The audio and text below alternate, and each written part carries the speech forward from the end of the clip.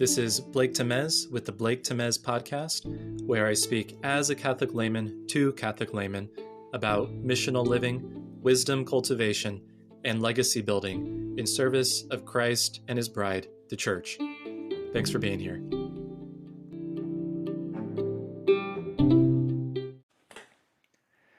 I was listening to an episode of the Emerge podcast,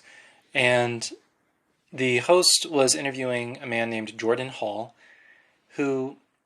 is probably an obscure figure to most. He has had conversations on call it like a community within YouTube and other spaces called This Little Corner that features figures like Jonathan Peugeot, Jordan Peterson, maybe not him directly, but at least his content, Paul Vanderklay, and John Vervaeke, and then some of the work has crossed over with some of the things that Jordan Hall does. Now, I don't know much about Jordan Hall's full story, but the episode is interesting because in it, Jordan detailed some aspects of his conversion to Christianity, very recent conversion to Christianity. And in his story, which features incredible success in the business world and a project that he and his small family took on to find the ideal community to live in, he talked about the significance of humility. In fact, he said that humility was the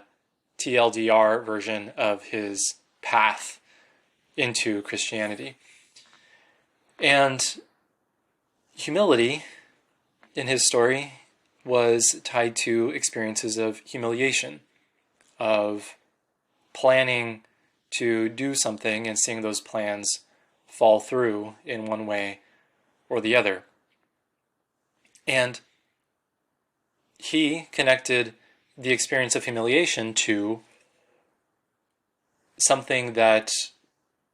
has been seen in pre-modern traditional cultures in the form of rites of passage that those cultures have to initiate young people, particularly young men, into adulthood through experiences that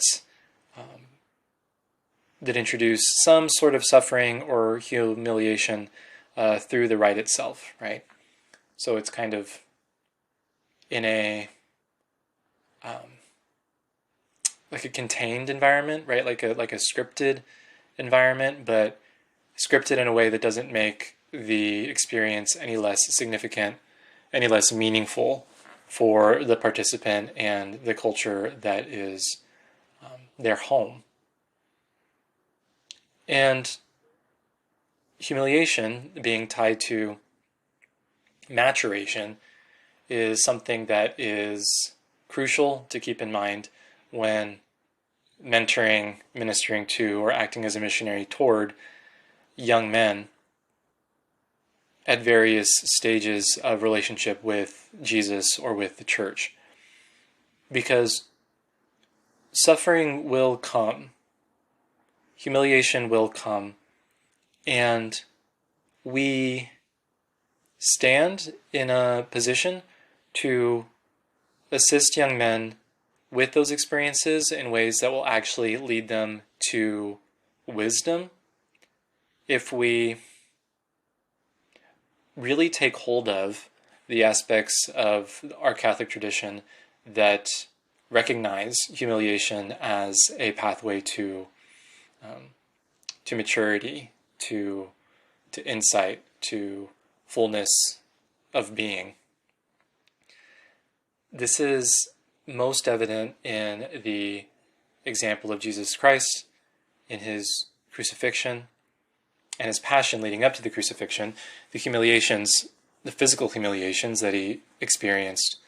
that are given to us to meditate on in particular form in the Stations of the Cross, a common Lenten devotion where we pray and we sing and move from one station to the next, or one part of the church to the next, reflecting on these different scenes from Jesus's arrest in the Garden of Gethsemane to his crucifixion and burial. So we have in scriptures, in our devotions, these ways of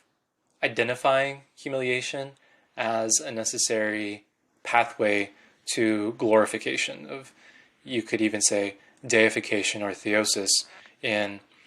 being conformed more and more to the image of Jesus. This is exemplified in the lives of the martyrs, whether that's within the New Testament itself, those who suffered for perseverance in the faith, or post-biblical martyrs throughout the history of the church, even up to the present day, where in countries outside of North America, so it can be hard for us to remember this, but Christians being killed or persecuted in various ways specifically because of their Christianity. Now, those instances where or someone, necessarily me or you, but those that we can look at, are being persecuted for perseverance in righteousness, that can be straightforward to see how that can be united with the suffering of Christ. But I want to acknowledge a different kind of humiliation that amounts to confusion, right? And darkness, and a sense of losing one's way. And that one, because it's, perhaps unwanted, like unlooked for and accidental, can be harder to see as a gift or a pathway to sanctification. But I believe that it's no less of an opportunity than martyrdom. And in fact, it's probably the path that most of us will have to take, like the most common path of humiliation is those kinds of failures and confusions and wandering that don't have that obvious association with the glorious martyrdom of Christians in the early church. It becomes a matter of mindset. It becomes a matter of having someone or a community of people to mentor you through the experience of suffering and give you the space to make sense of it, maybe once it's over, but not even just once it's over, but in the moment, not providing ready-made answers, but being with you, being compassionate in the sense that compassionate means to suffer with, and that being an essential role of a mentor, anyone who's interested in contributing to the maturation of young men in the church, is to help them see how humiliations are a pathway to growth, and that they should not jump to the reflex, which is common to all of us, even throughout life, to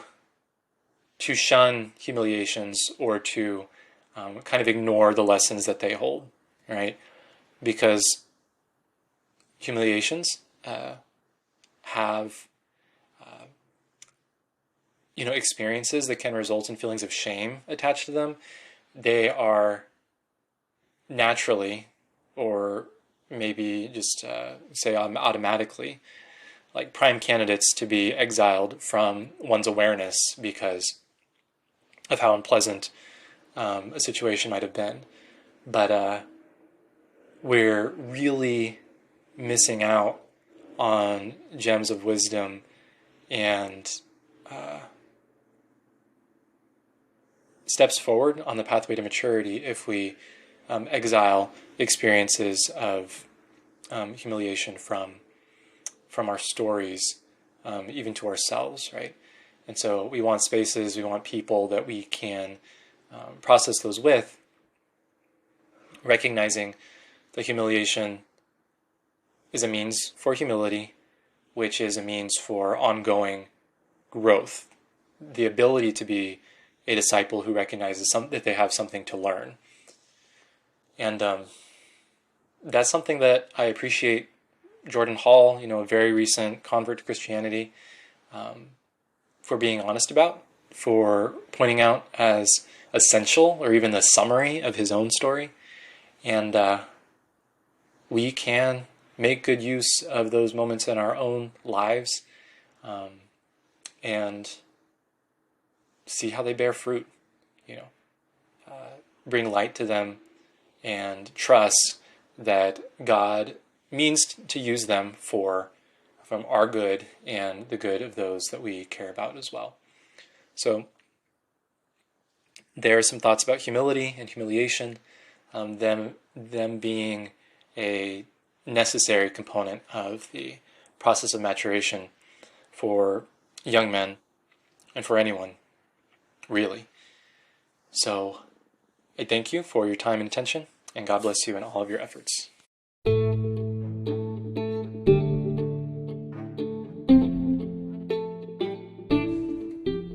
If you're a young Catholic man or a mentor, missionary, or minister who works with them, or even just a concerned figure in their life, a parent, uncle, whoever it might be on the lookout for the release of a short guide that I'm putting together called Brothers by Blood: How to Forge a New Path for Catholic Manhood.